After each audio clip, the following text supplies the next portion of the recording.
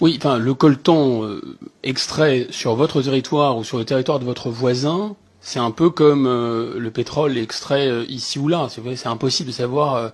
C'est un coltan, c'est pas marqué Made in Rwanda ou Made in République démocratique du Congo dessus. Vous voyez, c'est le problème. Et là, en l'occurrence, ces 120 tonnes, ils passent bien de l'autre côté. Je suis désolé, monsieur le député, ces tonnes ne passent pas du côté du Rwanda. Et j'aurais compris si le Rwanda n'avait pas de coltan, mais le Rwanda a du coltan. Et encore une fois, comme je l'ai proposé à votre collègue, je vous invite.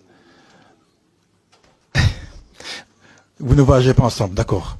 J'invite à venir. Vous avez seul le micro pour l'instant. Enfin, j'entendais quelqu'un me... Oui, mais chacun se parler, mais vous avez le micro. Merci, monsieur le député. Exprimer ma position, donc je lui dis sur le génocide. Et oui. S'il vous plaît, et cela n'empêche pas commission. d'être tout aussi lucide sur ce qui se passe aujourd'hui et les responsabilités du Rwanda. Quand on est juste, on l'est sur les principes et à tout niveau, tout le temps. Voilà, ça c'est ma position et c'est notre position. Merci. Monsieur l'ambassadeur, vous avez la parole.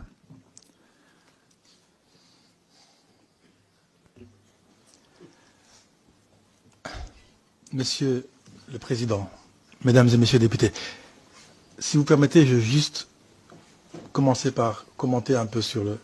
Ah, ne vous y mettez pas vous aussi, monsieur l'ambassadeur. Non, mais c'est une précision. Je vous en prie. Je n'ai pas entendu la conversation. Allez-y, j'essaie de mettre une touche. Juste une précision. On parle du génocide des Tutsis. S'il vous plaît. On parle du Monsieur l'ambassadeur, génocide du Tutsi. Des Tutsis. Pas du génocide du Rwanda. Et cette position victimaire, c'est vrai que elle est je trouve plus les mots. Nous sommes choqués, nous sommes indignés que de tels propos soient tenus. Monsieur l'ambassadeur, ça ne figure pas, monsieur l'ambassadeur, ça ne figure pas. Personne n'a pris la parole pour dire ça. Monsieur l'ambassadeur, répondez à la question de monsieur Berville. Personne n'a pris la parole pour évoquer ce point et cette position. Donc, je peux continuer, madame la députée? Monsieur l'ambassadeur a la parole. Sauf s'il n'y avait pas de micro, peut-être, mais j'ai entendu ce qui a été dit, c'est pour ça que je vais monsieur. commenter et je m'arrête là. Très bien. On va avoir des questions liées encore à cette situation. Je m'en tiendrai aux réponses, mais la question... Monsieur l'ambassadeur, répondez à monsieur Berville qui a posé une question. Vous n'écoutez pas ce qui est dit par ailleurs. Monsieur le Président, je vais répondre à monsieur le député Berville. 3 questions. La première liée à la notion du lien entre le Rwanda et le M23. Je crois que j'ai été précis tout à l'heure. Nous n'avons pas, le Rwanda n'a pas de lien avec le M23. Malheureusement, et c'est pas, ne m'adresse pas nécessairement à M. Berville, mais il y a ce narratif un peu simpliste où on pense que parce que les gens du M23 parlent une langue qui est le Kinyarwanda, on pense qu'ils sont rwandais. Ce sont, je le précise, des Congolais. Et ils se revendiquent également comme Congolais. Il ne vous viendra pas à l'esprit, je pense, ici, de dire à un Strasbourgeois qui parle allemand qu'il est allemand. Même chose, le fait qu'ils parlent Kinyarwanda, que ce sont des populations rwandophones, ne les empêche pas d'être des Congolais. Donc nous n'avons aucun lien financier d'appui en armement avec le M23. Merci pour votre réponse. La parole à présent pour la France Insoumise à monsieur Aurélien Taché. Merci Monsieur le Président, merci Monsieur l'Ambassadeur. Le 7 avril, ce sera effectivement, ça a été rappelé, la journée internationale consacrée au génocide des Tutsis au Rwanda. Un concert était prévu en France à cette date, le concert Solidarité Congo. Vous avez demandé son report, Monsieur l'Ambassadeur, et vous avez eu raison. Rien ne doit pouvoir entraver le devoir de mémoire sur le génocide et l'horreur que vous avez justement rappelé. Mais rien ne doit non plus pouvoir entraver le devoir de solidarité avec le peuple congolais, aujourd'hui victime d'une guerre d'agression menée dans l'est de la République démocratique du Congo. Après la défaite temporaire du M23 en 2013, 11 pays de la région des Grands Lacs, dont le Rwanda, se sont mis d'accord pour mettre un terme au conflit le plus meurtrier depuis la Seconde Guerre mondiale et garantir la paix au Congo. Ce protocole d'Addis Abeba imposait à ces États le respect de toutes les souverainetés et proscrivait toute forme d'ingérence interne dans les pays voisins. Alors, monsieur l'ambassadeur, j'ai bien compris que vous nous disiez que que votre pays n'avait aucun lien direct avec le EM23. Tous les documents de l'ONU et des instances internationales disent l'exact contraire. Tout démontre qu'aujourd'hui, votre pays est le principal financeur de ce mouvement et que votre armée est même présente, malgré vos dénégations ce matin, sur le sol congolais. Vous nous dites qu'elle est là pour assurer finalement la sécurité de l'État rwandais et pour protéger la communauté Tutsi qui serait encore persécutée. Et si c'est vrai, c'est évidemment totalement inacceptable et il faudrait mettre un terme immédiatement.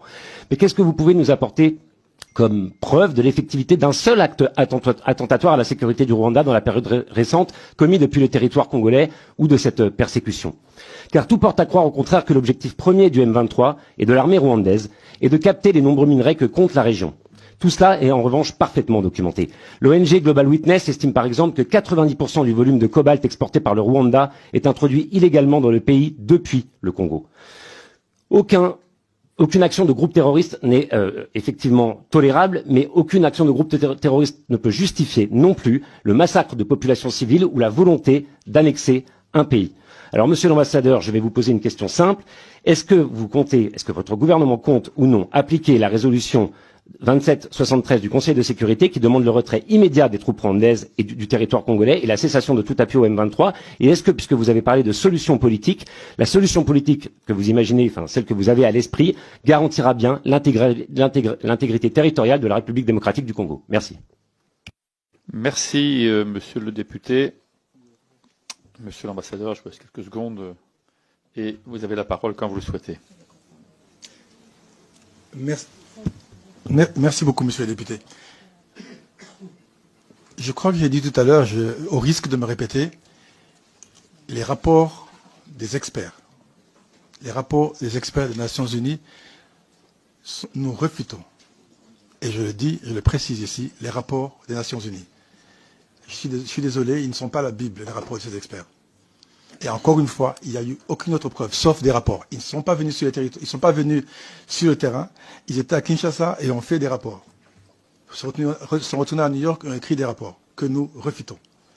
Encore une fois, nous n'avons pas de troupes sur le sol congolais. Merci, Monsieur le Président.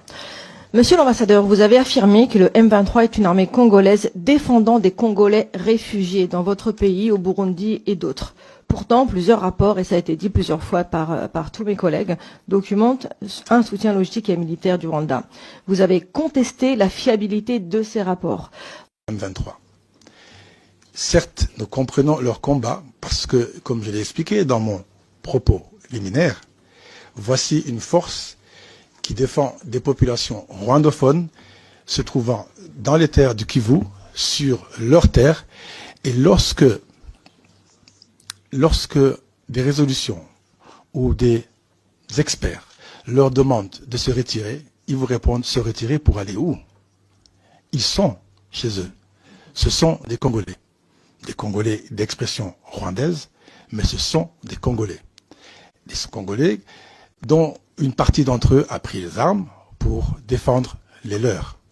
Je vous l'ai dit tout à l'heure, nous avons plus de 100 000 réfugiés congolais au Rwanda et plus de 400 000 en Ouganda. Sur votre dernière question, possible d'arrêter l'implication du M23, c'est ça? Écoutez, le soutien au M23, je crois que j'avais déjà répondu sur le soutien au M23 et je m'arrêterai sur ce point-là.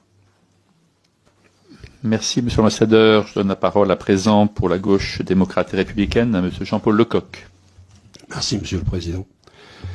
Monsieur l'ambassadeur, quand je vous ai écouté depuis le début de votre propos sur le chemin qui me relie à l'Assemblée nationale, j'avais l'impression d'avoir déjà entendu ce discours.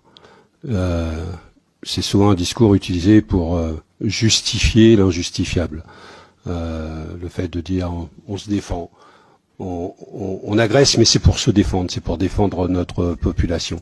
On est dans un contexte où par exemple, Poutine en Ukraine, et je crois que le sujet est abordé ce matin, dit « j'ai défendu les populations russophones du Donbass ». On a la même expression de M. Netanyahou qui défend Israël et c'est pour ça qu'il envahit la Palestine, etc. On a maintenant le roi du Maroc qui dit « le Sahara occidental, c'est à moi ».